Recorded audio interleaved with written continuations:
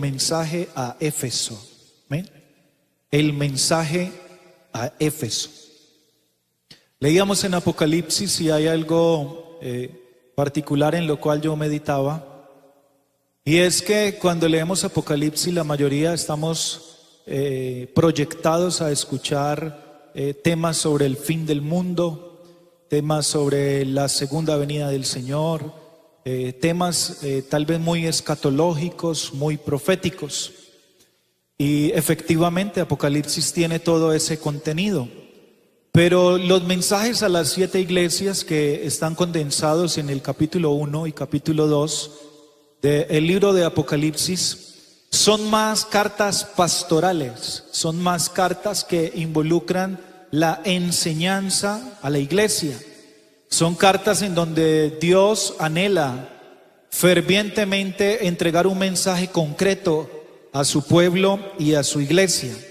Estas 7 iglesias descritas en Apocalipsis son literalmente 7 iglesias que existían en el tiempo en que Juan el apóstol escribía el Apocalipsis. Recuerdo que unas dominicales atrás hablamos sobre el mensaje a la iglesia en Pérgamo y me ha inquietado Dios profundamente sobre todo lo que tiene que ver con estos mensajes, porque hay un gran contenido de edificación para nosotros, la iglesia del día de hoy. Aunque se trataba literalmente de iglesias de aquel tiempo, hay un significado espiritual para las iglesias y los creyentes en la actualidad. El primer objetivo de las cartas era comunicarse con aquellas iglesias existentes, suplir sus necesidades, y el segundo era revelar 7 diferentes individuos de iglesia a través de la historia e instruirlos en la verdad. Cuando el apóstol Juan escribió la mayoría del Apocalipsis, y esto lo estoy haciendo a manera de introducción para que vamos mirando el contexto de lo que estamos hablando, se encontraba desterrado en la isla de Patmos en el mar Egeo. Esta isla era muy pequeña, de aproximadamente 35 kilómetros cuadrados, y actualmente pertenece al país de Grecia. Juan recibió la revelación del Señor para las 7 iglesias que estaban en Asia Menor, las cuales son Éfeso, Esmirna, Pérgamo, Tiatira, Sardis, Filadelfia y la Odisea.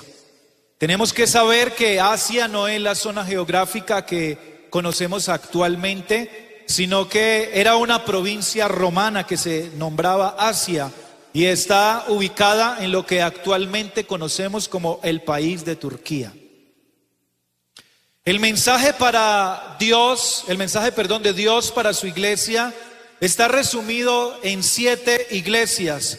Los 7 ángeles y los 7 candeleros se refieren a lo completo de Dios. Más adelante vamos a ver en detalle cada una de ellas. Es decir que en 7 mensajes a las 7 iglesias abarca la totalidad de la iglesia del Señor.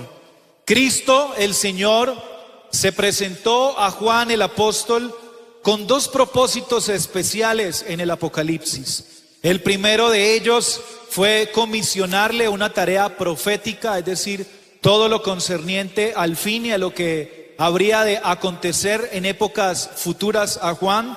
Y lo segundo, dirigir un mensaje a cada congregación por nombre. Y estoy, hermanos, haciendo un paneo general para que nos vamos acercando un poco más. ¿A quién va escrita la carta? Esta carta del capítulo 2, verso 1 al 7, la palabra del Señor lo declara en el verso 1 y dice: al ángel de la iglesia en Éfeso. Es decir, está escrita a un ángel, y quiero decirles que ángel traduce mensajero. La palabra ángel significa mensajero. Es decir, que la carta va al mensajero de la iglesia en Éfeso. Es decir, los estudiosos bíblicos todos concuerdan en que el ángel de la iglesia es el pastor, el predicador, el maestro, que luego como mensajero transmitirá dicho enunciado, dicho mensaje dado por Dios. ¿Amén?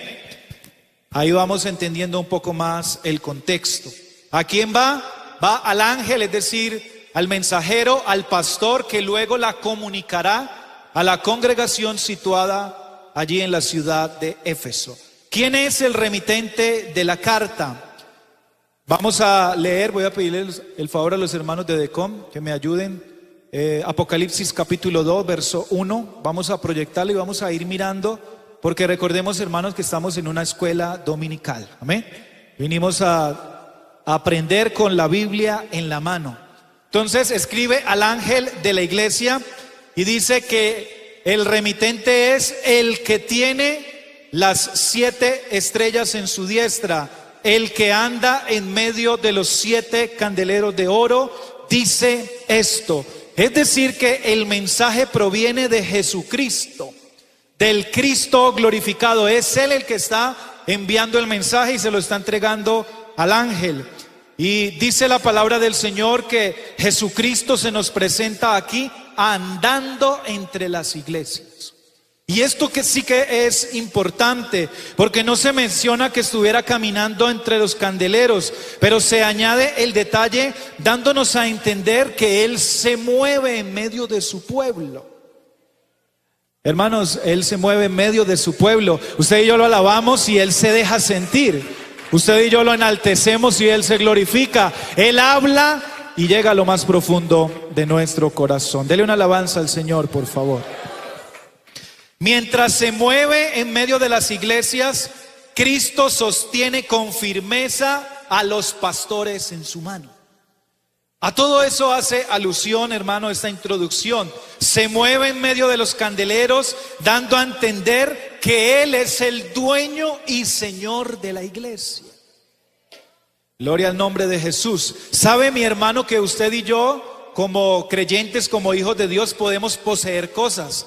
Usted puede ser dueño de una moto, usted puede ser dueño de un carro, usted puede ser dueño de una empresa, de una propiedad, pero el único dueño de la iglesia se llama Jesucristo el Señor. Gloria al nombre de Jesús, bendito el nombre del Señor. Él es el dueño, nosotros no somos ni dueños ni propietarios, nosotros somos mayordomos, somos administradores de la iglesia de Dios. El dueño de la iglesia no se llama Héctor Campuzano, aunque es el representante legal. Los dueños de la iglesia tampoco son ni el supervisor ni los directivos, aunque son autoridades y entes que gobiernan y que Dios ha establecido. Esta iglesia tiene un dueño y se llama Jesucristo, el Señor de la gloria, porque Él es el único que la pudo comprar a precio de sangre y pudo pagar el precio que esta iglesia valía. Si le va a dar ese aplauso, por favor, déselo más fuerte al dueño de la iglesia, porque Él como dueño se mueve en medio nuestro.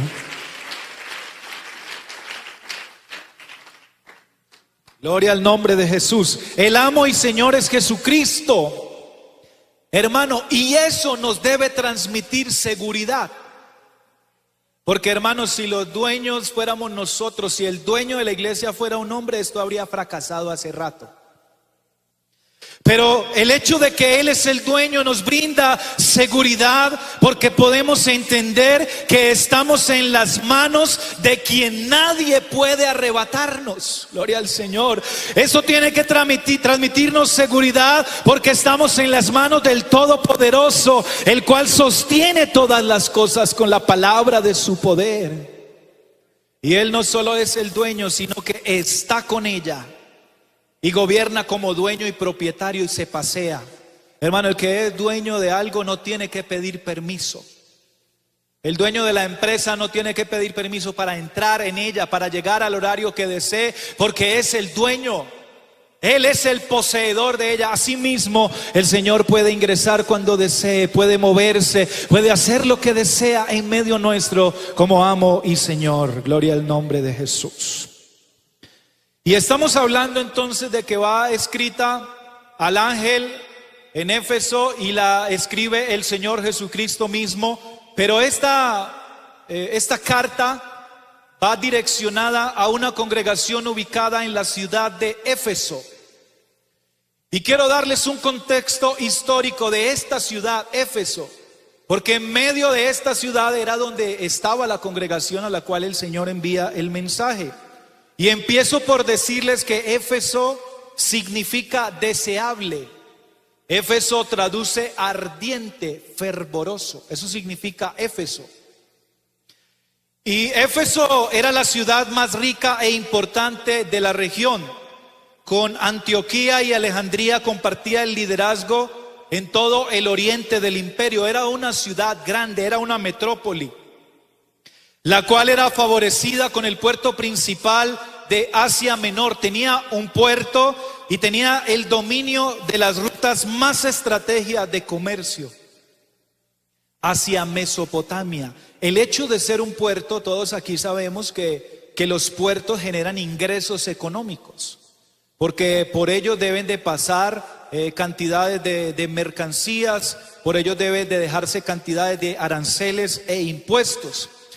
Pudiéramos decir que Éfeso sería como la Panamá de nuestra época. Todo lo que viene del norte debe de cruzar por Panamá. Éfeso era ese puerto y este hecho lo convertía en la puerta de Asia.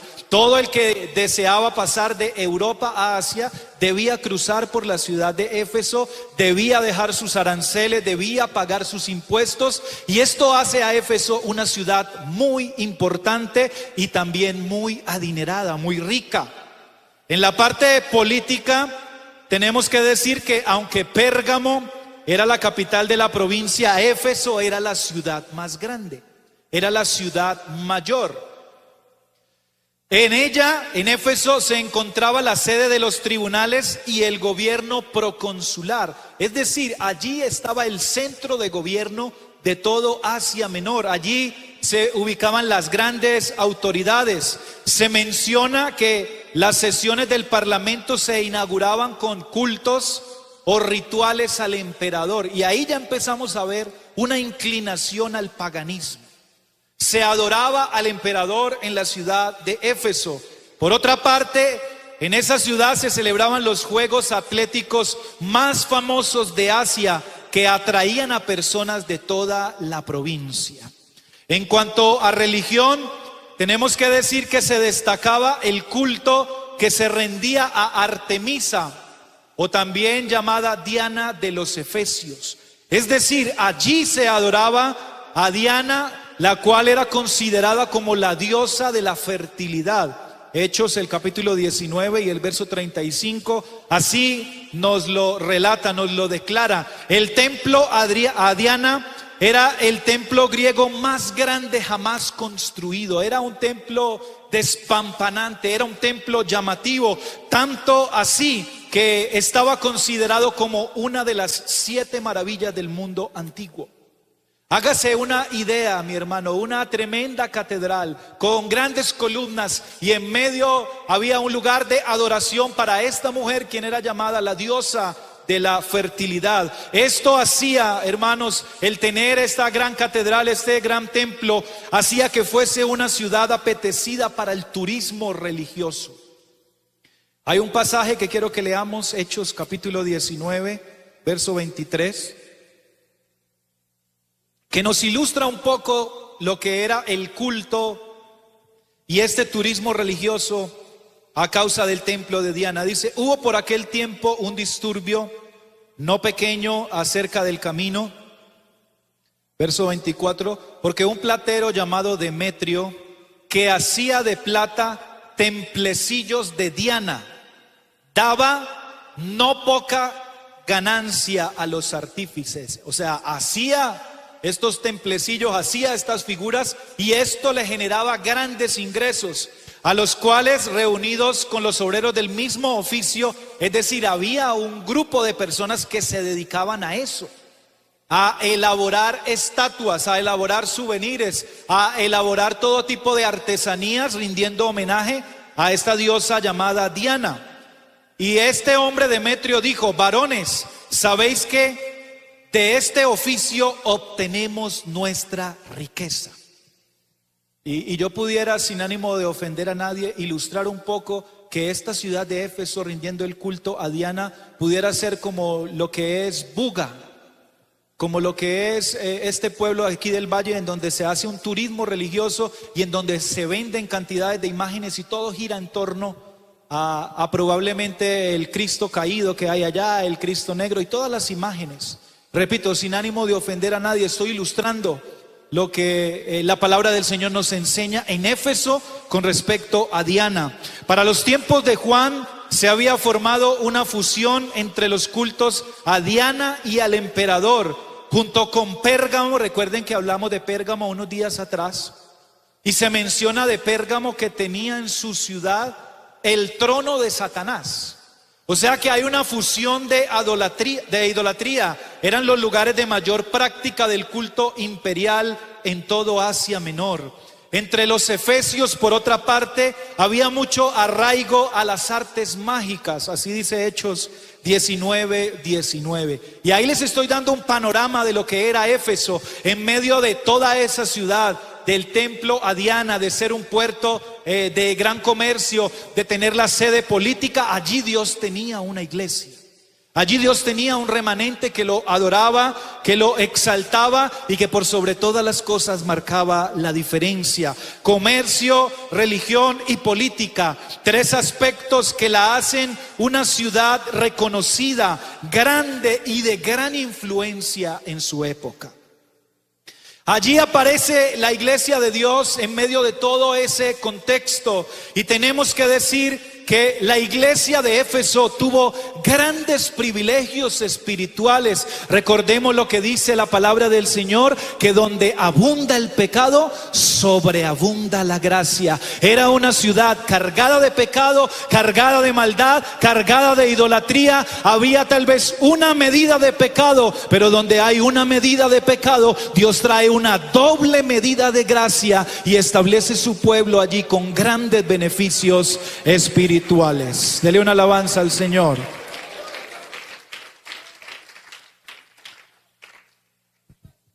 Y uno de los grandes beneficios es que fue establecida por el apóstol Pablo. Pablo en persona llegó y predicó allí por cerca de 3 años.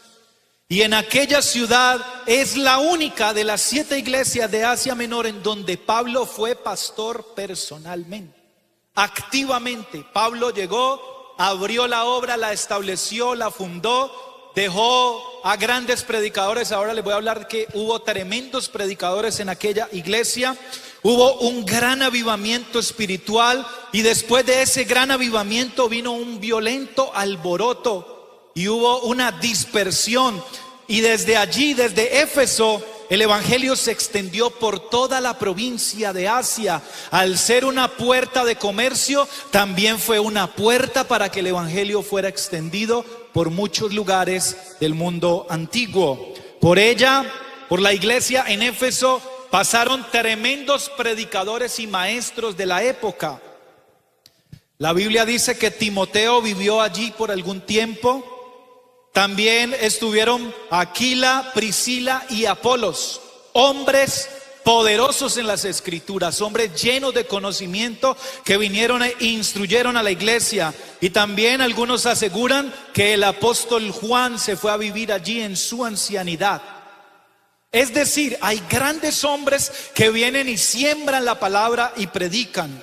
En cuanto al contexto de Éfeso en la iglesia, tenemos que decir que no está muy lejano al contexto de la iglesia de nuestros días. Y es aquí donde entramos a mirar lo que sucedió allá y lo que sucede ahora. Nosotros en nuestros días habitamos en un mundo idólatra. Tal vez ya no tanto a imágenes religiosas o talladas, sino que hoy en día hay otro tipo de idolatría. Tal vez Colombia fue durante muchos años destacado por rendirle culto a cantidades de imágenes y de vírgenes, y eso ha ido cambiando un poco. Pero la idolatría en nuestros días ahora ha tomado otros rumbos. Ahora se idolatra el dinero, ahora se idolatra la fama, ahora se idolatra el cuerpo, y es donde aparece el famoso culto al cuerpo, en donde el espejo gobierna, en donde el centro es el cuerpo, y entonces vamos a ejercitarnos y vamos a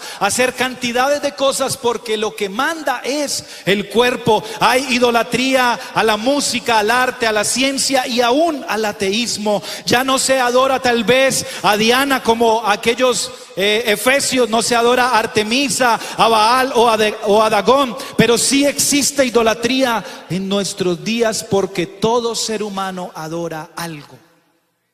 Todos los seres humanos adoran algo. Idolatría, además, me encontraba con esta definición que es demasiado llamativa. Idolatría no es solo adorar a un Dios falso, sino que idolatría también es adorar al Dios verdadero como no merece ser adorado. Y eso me impactaba profundamente, mis queridos hermanos, porque en muchas ocasiones hemos pensado que la idolatría consiste solamente en inclinarse delante de una imagen, pero idolatría también es adorar al Dios verdadero como no merece ser adorado. Y necesitamos entender que el Dios que se mueve en medio de los candeleros, es decir, en medio de la iglesia, es digno de toda la adoración, es digno de toda la exaltación y de toda la alabanza, porque Él es el Dios verdadero. Alguien que lo adore esta mañana, por favor, como Él es digno de ser adorado. Alguien que lo engrandezca, aleluya, como Él merece ser engrandecido. Hay gente que adora una imagen como si fuera el Dios verdadero. Pues ¿cómo va a adorar usted verdaderamente al Dios que lo ha salvado? Alguien en esta mañana está consciente que tenemos al Dios verdadero, que tenemos la verdad, que no estamos en confusión, que no estamos delante de una imagen que nada puede hacer, que no estamos delante, hermano, ni de dos ni de tres, porque la palabra declara que en el trono solo hay uno sentado, y es el que se nos ha sido revelado, y usted y yo sabemos cómo se llama, y venimos a este lugar a adorarlo. Pues adorémoslo como Él merece ser adorado. Adorémoslo como Él es digno de que se le adore. Gloria al Señor.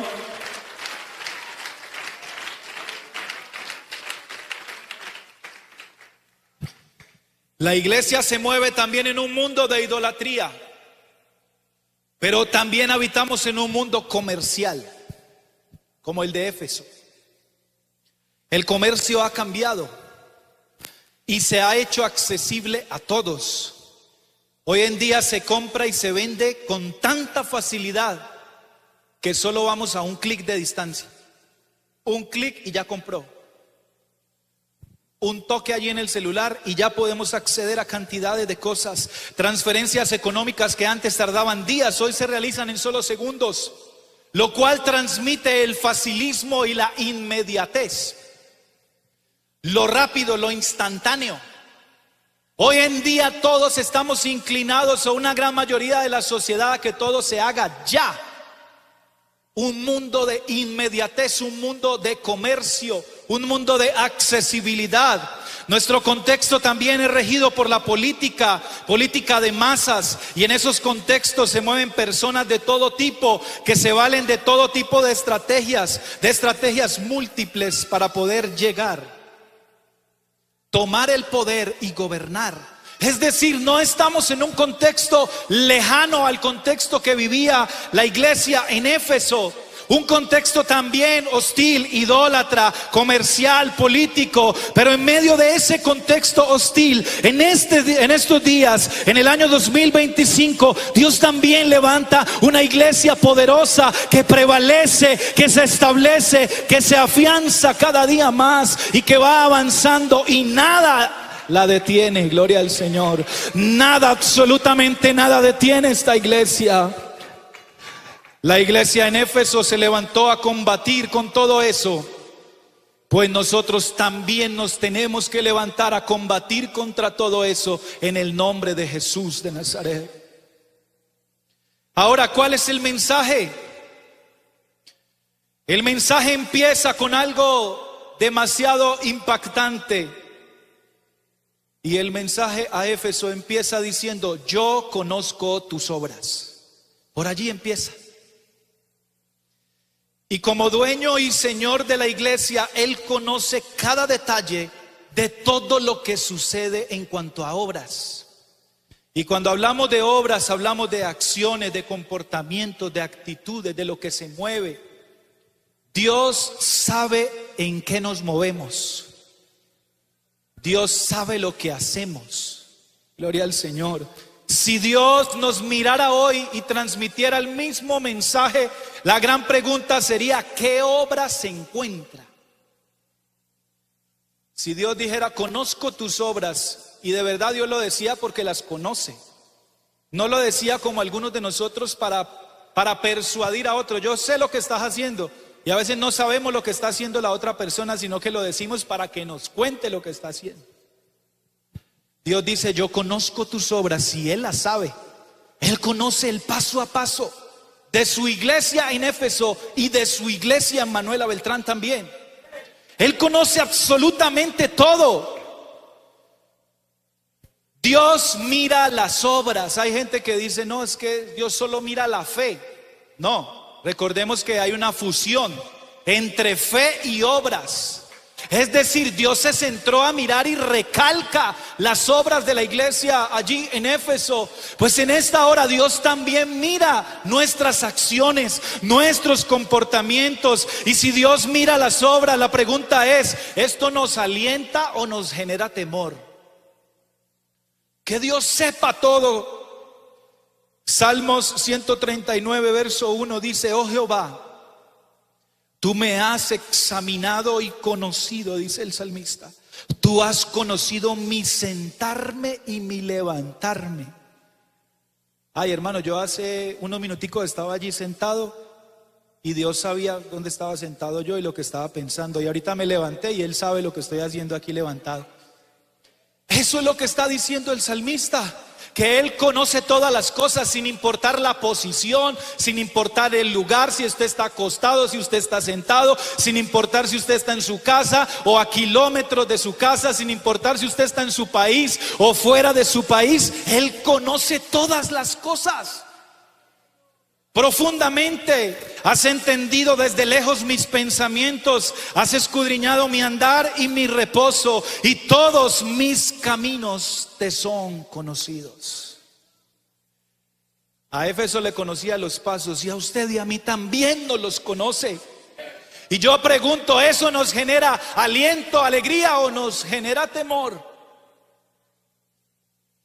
El Señor conocía a los creyentes en Éfeso. Él ve lo que hacemos, pero Él también ve lo que dejamos de hacer. Y esta es la contraparte, gloria al Señor. Dios ve cuando alguien es negligente. Dios ve cuando alguien es perezoso. Dios ve cuando alguien es falto de compromiso, lleno de excusas, mal servidor. Y cuando hace las cosas por cumplir, Dios lo ve. Aunque usted ponga su mejor cara, Él sabe.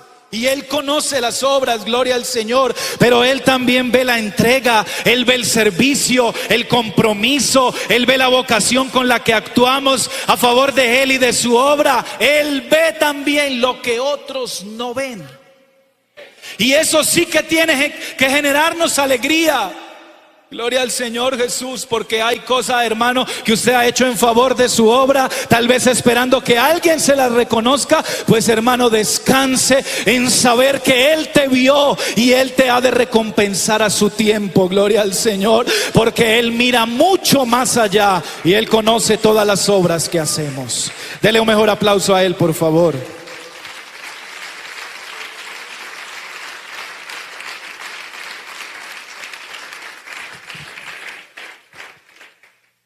Hebreos el capítulo 6 y el verso 10 dice: porque Dios no es injusto para olvidar vuestra obra. O sea que Él mira las obras y el trabajo de amor que habéis mostrado hacia su nombre, habiendo servido a los santos y sirviéndoles aún. Hermano, si Dios no mirara lo que usted hace, Él mismo se catalogaría como injusto. Porque así lo dice la palabra. Pero este Dios no es injusto. Él es Dios de toda justicia y de toda verdad. El saludo y el mensaje a Éfeso continúa y dice: conozco tus obras, pero luego dice: y tu arduo trabajo y paciencia. y que no puedes soportar a los malos, y has probado a los que se dicen ser apóstoles y no lo son, y los has hallado mentirosos, y has sufrido y has tenido paciencia. Mire, por segunda vez se menciona la paciencia. Y has trabajado arduamente, segunda vez que habla del trabajo arduo, por amor de mi nombre, y no has desmayado. Las obras que Dios conoce de su iglesia lo llevan a alabar la iglesia. Él las conoce y Él empieza a generar, hermano, un enunciado de esas obras.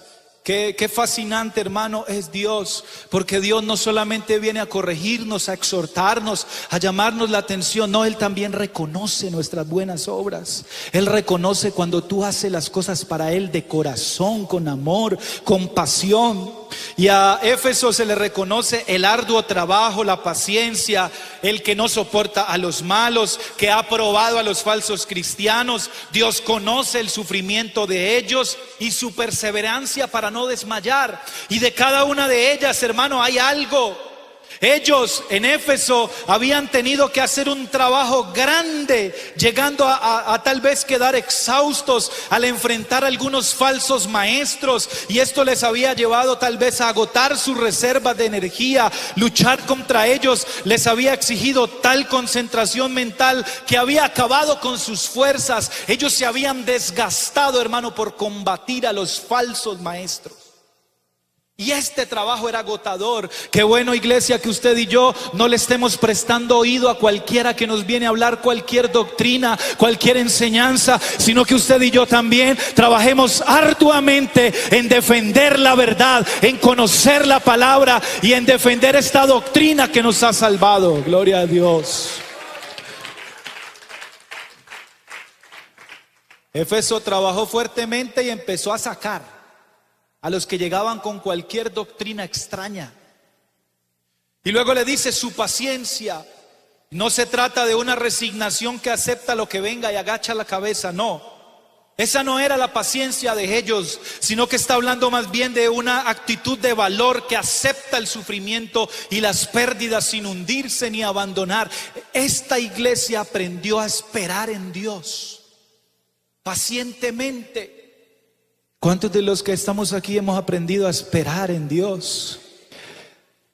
Uy, muy poquitos. ¿Cuántos hemos aprendido a esperar en Dios? Sabe que hay algunos que se arrodillan y oran media hora y se levantan pensando que ya la respuesta está, y su paciencia no es la adecuada. Hacen un día de ayuno y pretenden que ya todo se resuelva. No, la iglesia en Éfeso aprendió a esperar en Dios, aprendió a discernir la voluntad de Dios. Y usted y yo sí que necesitamos eso en nuestros días.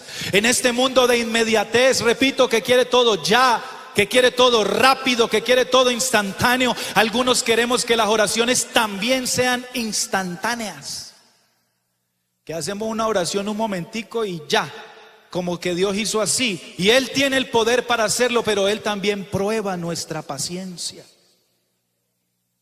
Que no puede soportar a los malos. Expresa que en ellos había un celo por la palabra y un cuidado dentro de la disciplina de la iglesia. ¿Cómo sería estar en un culto de la iglesia en Éfeso? Una gente celosa por Dios, una gente disciplinada, una gente que no admitía desorden alguno en medio del culto, y eso lo alaba a Dios. Eso viene Dios, hermano, y lo enaltece en ellos. Y has probado a los que dicen ser apóstoles y no lo son, y los has hallado mentirosos. Esta gente no le creía a cualquiera. Ellos no eran crédulos de cualquiera que venía y les decía: es que ella como que no es uno, me parece que son dos. Ya como que el bautismo no es en el nombre de Jesús, eso como que es en los títulos. Y llegaban esas voces a ellos y ellos de una decían: mentiroso, falso, engañador. La palabra lo reza, que hay que arrepentirse y bautizarse en el nombre de Jesús para el perdón de los pecados, para recibir el don del Espíritu Santo. Esa gente no se dejaba engañar porque conocía la palabra. Yo le pregunto, hermano, ¿qué tanto conocemos la palabra nosotros hoy en día? ¿Qué tan crédulos somos de cualquiera que viene y nos recita un texto y nos lo saca de contexto? Necesitamos, hermano, que Dios también reconozca en nosotros, en la iglesia, aquí en Manuela Beltrán, ese celo por la palabra, ese celo por la verdad, ese celo por oír lo que de Dios viene. Y has sufrido y has tenido paciencia, nuevamente lo menciona, no puedes soportar a los malos. Una vez los impostores eran puestos al descubierto, la iglesia de Éfeso mostraba un rechazo absoluto para con ellos. Hermano, y hay algo que menciona en el versículo 6 y dice: aborrece las obras de los nicolaítas, los cuales yo también aborrezco. Y esto nos lleva a preguntarnos si los cristianos debemos sentir también odio hacia ciertas cosas. Y aquí vemos que esta es una de las virtudes que el Señor alaba de esta iglesia. Lo importante es que aquellas cosas que aborrecemos sean las mismas que Dios aborrece. Hermano, debemos odiar lo que Dios odia, pero también debemos de amar lo que Dios ama. Son dos contrastes distintos, porque en nuestros días encontramos creyentes que odian el pecado, pero no aman al hermano que está a su lado. Entonces, se odia algo que Dios odia, pero no se ama algo que Dios ama. Y eso les había pasado a ellos. Odian la maldad, pero les cuesta amar la santidad y empiezan a observar el pecado en el otro y a señalar y acusar, pero no miran su propio pecado. Aborrecen a Satanás, pero les cuesta amar y obedecer la palabra de Dios. Ven lo malo en otros, pero no hacen lo bueno ellos. Odian lo que Dios odia, pero no aman lo que Dios ama. Dios nos está invitando en estos días y en esta mañana a que aborrezcamos lo que Él aborrece, pero a que también amemos lo que Él ama entrañable y profundamente. Gloria a Dios.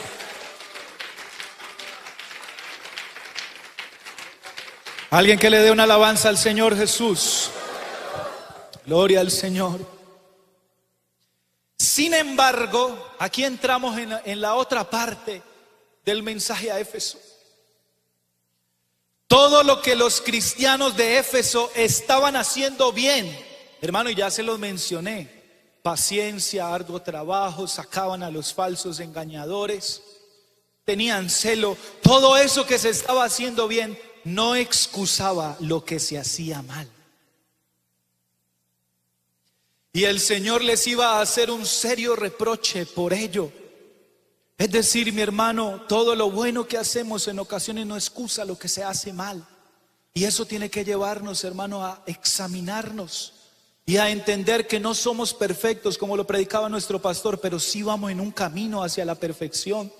Sí vamos en una ruta de ser mejores cada día. El Señor les haría un reproche por eso, porque habían grandes cosas buenas, pero también habían cosas malas. Y el problema era que ellos se habían concentrado tanto en odiar lo malo, que se habían olvidado de amar lo bueno, de amar lo que Dios ama. Y el odiar lo que Dios odia, sin amar lo que Dios ama, nos puede hacer caer en un legalismo, en un señalar. Y hay gente, hermano, que sí que es buena para eso, para creerse la dueña de la iglesia. Pero recuerde que ya lo mencionamos, que el único dueño de esta iglesia se llama Jesucristo. Por lo tanto, Él es el único que tiene derecho a juzgar si hay que hacer juicio, si hay que establecer sentencia. Gloria a Dios. Y aparece, hermano, la contraparte: pero tengo contra ti. Trabajas arduamente, eres paciente, eres esforzada, sacas a los malos, pero tengo contra ti. Hay algo en contra y solo es una cosa. Pero qué terrible cosa: que has dejado tu primer amor. ¿Y a qué se refiere con dejar el primer amor? ¿Qué fue lo que pasó en la iglesia de Éfeso? Gente que tuvo tan buenos predicadores que Pablo le estableció la palabra, que estuvieron Priscila, Aquila, Apolos, que terminó siendo formada por el apóstol Juan, grandes maestros de la palabra del Señor. ¿Qué fue lo que pasó? Pues cuando hablamos de la pérdida del primer amor, se refiere a que el primer entusiasmo que tenían cuando descubrieron el amor de Dios ya no estaba. El amor fervoroso del comienzo. Recuerde que Éfeso significa fervor, significa deseable, significa ardiente. ¿Y qué había pasado? Que el fervoroso ya no estaba fervoroso, que el ardiente ya no ardía y que el deseable ya no daban tantas ganas de visitar. Quizá con el paso del tiempo, la primera generación de creyentes que habían muerto y los nuevos convertidos ya no tenían el mismo celo por las cosas de Dios. Podríamos pensar que muchos eran hijos de creyentes que se habían criado en la iglesia y habían llegado a asumir el evangelio sin tener una experiencia de conversión auténtica. Tal vez no habían tenido un verdadero y real encuentro con Dios, y eso llevó a que el declive pasara y el primer amor se extinguiera. El primer amor puede referirse también a que ya no se amaban entre ellos. Y mire que esto llamó fuertemente mi atención, porque a veces se piensa que la pérdida del primer amor solo es de mi relación con Dios, pero no. Entre los de Éfeso hubo dificultades y ya no se amaban entre ellos como antes. O tal vez podía suceder algo peor, y era que ya no amaban a las almas perdidas ni se preocupaban por predicarles el evangelio. Es decir, todo lo que había de amor se extinguió en ellos. Tremendas obras, pero sin amor. Y sin duda todas estas posibilidades que les menciono pudieran ser ciertas e indicarían a que algo grave estaba ocurriendo allí. Pero pensando en la causa principal del problema, debemos recordar lo que Jesús respondió cuando le preguntaron a él cuál era el mayor mandamiento de la ley de Dios. Y todo apunta a eso. San Mateo capítulo 22 verso 37 dice: amarás al Señor tu Dios con todo tu corazón y con toda tu alma y con toda tu mente. Este es el primero y el gran mandamiento. Éfeso se alejó de ese mandamiento y por eso se pierde el primer amor. Probablemente a lo que el texto está diciendo es que habían dejado su primer amor y habían dejado de amar a Dios por encima de todas las cosas. Hubo una reducción de ese afecto hacia Dios. Ahora ya habían cosas adelante, ya había otra cosa primero. Y eso no se parece tal vez a algunas cosas que suceden entre nosotros. Y es que el tiempo para Dios ya no va primero. Las decisiones las tomamos y luego consultamos a Dios. Y a veces, hermanos, esto sí que está sucediendo en nuestros días. Ya cuando han comprado el tiquete para el viaje, vienen y dicen: ¿será que me voy? No me voy.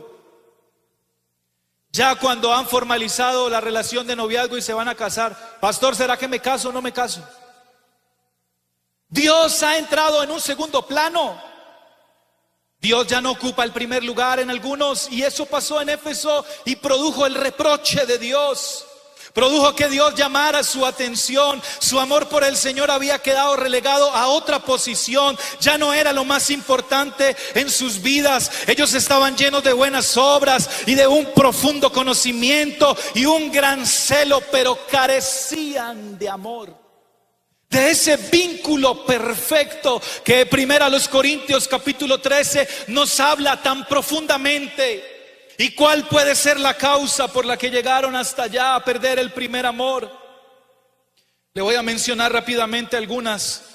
Ellos habían luchado por mantener la sana doctrina frente a los falsos profetas, y uno de los peligros de esta lucha es que los creyentes pueden acabar centrando sus energías en amar más la doctrina que la persona de Cristo. Hay gente que ama más un versículo de la Biblia que al dueño de la Biblia. Y esto le pudo pasar a ellos. Su relación pasó a un segundo plano. Ellos servían, ellos predicaban, ellos evangelizaban. Ellos tal vez hacían grandes campañas. Ellos se movían por doquier, ganaban hombres, mujeres, niños, adolescentes, pero no tenían relación con Dios. se movían activamente y tal vez los resultados eran muchos, pero Dios tal vez se quedaba parado esperando. ¿Y cuándo es que van a hablar conmigo? ¿Y cuándo es que va a haber oración? ¿Y cuándo es que va a haber ayuno? ¿Y cuándo es que va a haber vigilia? Y la obra de Dios crece y la obra de Dios respalda. Pero esta relación de comunión es entre Dios y yo, y tiene que ser una relación movida por el profundo y entrañable amor. Habían trabajado tanto por mantener la santidad que se volvieron legalistas, y el legalismo mata el primer amor. El mucho trabajo y la tensión que genera estar constantemente pendiente de personas impías que se introducen en la iglesia con la intención de hacer daño puede quitarnos el tiempo y el deleite para estar a solas con el Señor. Y miremos rápidamente hoy hacia el final algunos síntomas que nos permiten identificar cuando alguien ha perdido el primer amor. Hermano, y que el Señor nos ayude esta mañana. La vitalidad espiritual, que es fruto de una comunión viva con el Señor, es reemplazada por una rutina litúrgica. Ya se canta por cantar, ya canto porque me sé el coro, ya vengo y me arrodillo, pero ya no hay palabras, y hasta dormidos se quedan algunos allí arrodillados, dormidos en los brazos del Señor. La espontaneidad y frescura espiritual es sustituida por frases aprendidas. Siempre se dice lo mismo. Hay una pérdida de gozo en el servicio al Señor, ya se hace por cumplir. La vida de iglesia se convierte en algo monótono, mecánico, aburrido, carente de interés. Las predicaciones de la palabra ya parece que no nos dicen nada, porque no son de nuestro interés, porque hay cosas más atractivas, porque mientras se predica la palabra a veces es mejor mirar el celular o mirar otras cosas. Es demasiado aburrido para algunos. Esos son síntomas de que el primer amor se ha perdido. El amor por los hermanos es sustituido por un espíritu crítico que nos lleva a censurar todo lo que hacen. Cuesta trabajo amar al otro, perdonar o mostrar misericordia. Nos relacionamos únicamente con aquellos que nos caen bien y nos dan la razón o piensan igual que nosotros. Hay un enfriamiento en la vida espiritual que se manifiesta en falta de oración y comunión auténtica con el Señor, y esto lleva a centrarse en uno mismo, en lo que a uno le complace. Hay un olvido de los demás y de sus necesidades. Se abandona la evangelización. Se pierde la sensibilidad, somos incapaces de soportar la más mínima crítica, y finalmente en muchos casos todo esto da lugar a divisiones, a que unos por allá, otros por acá, confrontamientos, y terminan por alejarse de Dios y de la iglesia. ¡Qué terrible peligro! Y es fácil comprender esto cuando miramos, por ejemplo, a una pareja de enamorados. Nos damos cuenta que solo tienen ojos el uno para el otro, y solamente desde la distancia mirarlos ya uno sabe que están enamorados.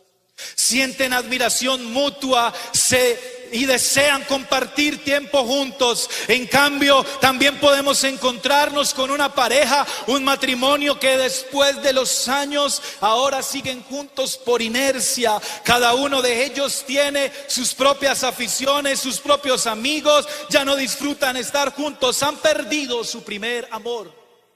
Y a eso apunta todos estos síntomas, y Dios viene y hace una exhortación, hace un llamado a la iglesia en Éfeso y también a la iglesia en nuestros días, de ser necesario. Y lo que el Señor manda son 3 verbos imperativos, y le dice: acuérdate de dónde has caído, arrepiéntete y vuelve a tu conducta inicial. En otras palabras, reconoce, arrepiéntete y cambia. Y aunque no haya mucho amén, ese es el llamado de Dios. En vez de seguir gloriándose en su propia opinión, iglesia de Éfeso debe reconocer que ha caído y debe de volver a la práctica del amor que antes le era típica. Y más que un cambio emocional para volver a los antiguos sentimientos, es un cambio de actitud en lo más profundo de su corazón. La gran pregunta es, ¿qué hacer para recuperar el primer amor? Pues en esta mañana, mi hermano, Dios viene a decirle algo a alguien. Y lo que Dios viene a decirle, si quiere recuperar el primer amor, pues vuelve a orar con intensa pasión, vuelve al culto, vuelve a clamar en las madrugadas, vuelve a orar en público y en secreto, vuelve a adorar a Dios en espíritu y en verdad. Canta con el mismo agradecimiento que lo hacías al principio. Regresa al servicio desinteresado y vocacional por Dios y por el prójimo. Vuelve ahora a amar a tu hermano. Vuelve a ser sensible a la presencia de Dios y a la necesidad de tu hermano. Vuelve a sentir dolor por el perdido y amor por el que vive lejos de Dios. Rompe la rutina de una vida monótona y vuelve a encender la llama en Dios. Habrá alguien esta mañana que quiera volver a sentir profunda pasión, profundo amor por Dios, por el Dios que lo salvó hace 10, 15, 20 o 30 años. Pues en esta mañana Dios puede hacer arder la llama nuevamente. Póngase en pie, por favor, iglesia.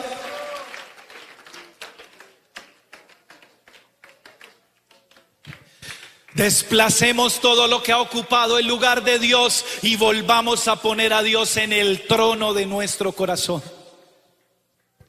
Alguien en esta mañana quiere empezar a tumbar cosas de su vida. Alguien quiere empezar a poner el trabajo en el segundo lugar, el dinero en el segundo lugar y volver a poner a Dios allí en lo primero. Alguien en esta mañana puede entender que Dios ha venido a hablarle, a decirle: tiene grandes virtudes y hace grandes cosas, pero recupera el amor. Yo quiero invitar a alguien a este altar, gloria al Señor. Alguien que quiera nuevamente arder, alguien que quiera nuevamente encender la llama.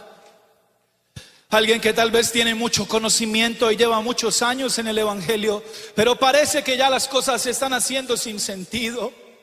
Parece que yo ya vengo al culto porque me invitan, porque me toca participar. Parece que yo predico porque me invitaron a predicar. No, necesitamos pasión, una pasión entrañable, una pasión profunda, un amor genuino y verdadero. ¿Sabe? Hay tristes noticias de la iglesia de Éfeso, y es que ellos no atendieron el llamado de Dios y esa ciudad y esa iglesia fue destruida. Parece que no tomaron en cuenta la advertencia de Dios y de esa ciudad solo quedan ruinas. Ojalá usted pueda entrar a internet y darle allí clic Éfeso y usted va a ver ciudades caídas, columnas que medio se sostienen, piedras, escombros. ¿Sabe por qué? Porque no aceptaron el regresar al primer amor. Pero en esta mañana Dios ha venido a hablarle a alguien a través de su Espíritu Santo, a decirle hoy, aquí, ahora, hoy, 2 de marzo del año 2025, yo necesito que la llama vuelva a arder, dice Dios. Yo necesito que me vuelvas a servir como me servías antes. Yo necesito y quiero oír el clamor de madrugada, quiero ver las lágrimas. Quiero verte llegando temprano al culto con toda la actitud y el deseo de buscarme. Porque hay algunos que vienen al culto con el deseo de encontrarse con su hermano, pero no con el deseo de encontrarse con Dios. Pues que ese deseo vuelva a arder en lo más profundo de nuestro corazón. Este altar está abierto, porque de este altar Dios puede hacer una hoguera encendida. Y Dios puede sacarte, mi hermano, ardiendo en el Espíritu y llenándote y renovando todo lo que has perdido. Gloria.